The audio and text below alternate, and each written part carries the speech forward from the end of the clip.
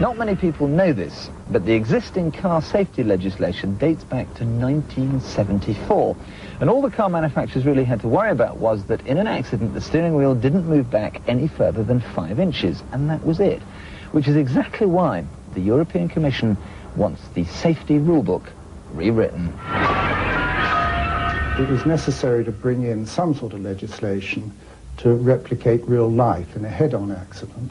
And also what was needed was some sort of side impact legislation, because there were absolutely no rules at all about the resistance of a car to a side impact.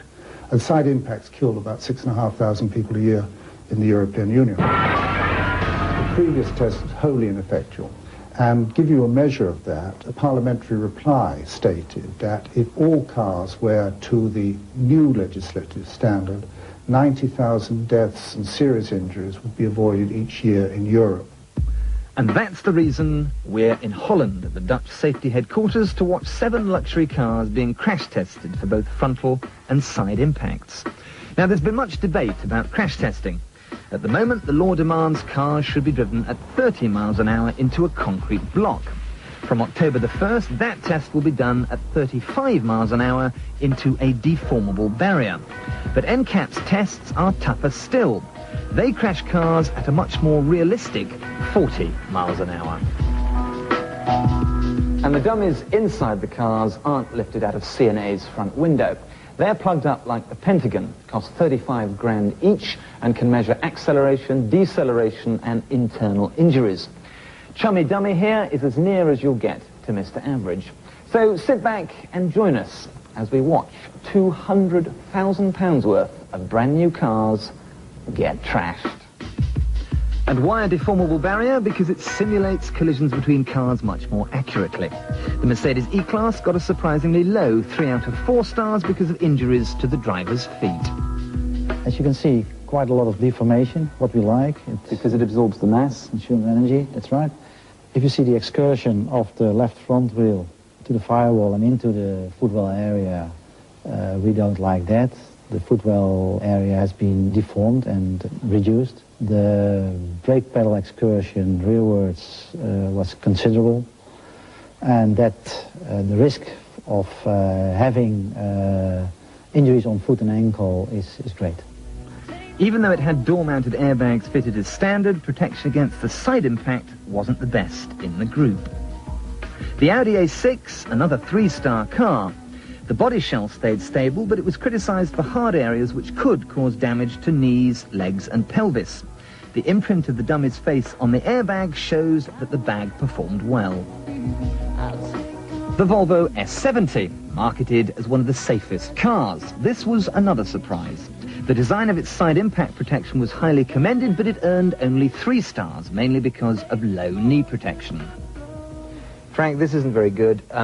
In my accident, I'm pressing hard on the brake and the clutch. My knees are up here. And also, my passenger space, my survival space is being eroded. Well, there is some reduction of the survival space, of course, but it's still enough to survive. As you can see, the windscreen pillar has come inwards quite a distance.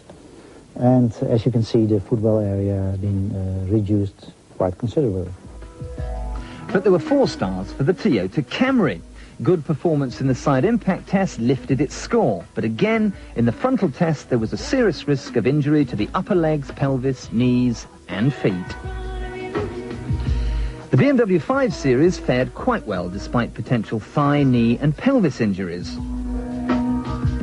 Here we've got the front wheel quite far back, pushing the bulkhead, the firewall up and the pedals. My knees are pinioned under the steering wheel, so I'm going to have ankle, knee and pelvis injuries, and this is one I wouldn't have walked away from.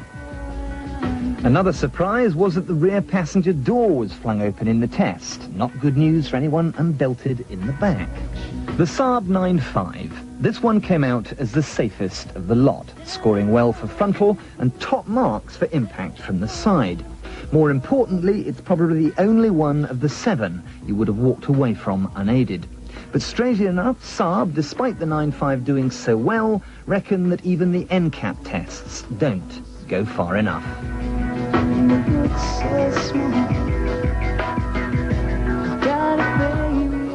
This test shows that if a manufacturer really wants to achieve good passive safety for his car, he can achieve it. You might be shocked to see these large luxury cars looking so mangled and twisted. But remember, the more a car crumples, the more impact is absorbed. And the more energy the car takes, the less is passed on to you. So big cars are safer than little ones. But if you thought all this crash testing was done by governments, think again, because it's all independent, and it works. Because without it, we would not now have side airbags as standard on the new VW Golf, and we wouldn't know that the Volvo S70 isn't as crash-resistant as a Toyota Camry. These things we need to know. But there's a dark side to all this, and that is that all these 7 luxury cars did not perform particularly well on pedestrian safety. So while you, me, and our crash test dummies are relatively safe inside our cars, it's when we step out of them that things get really dangerous.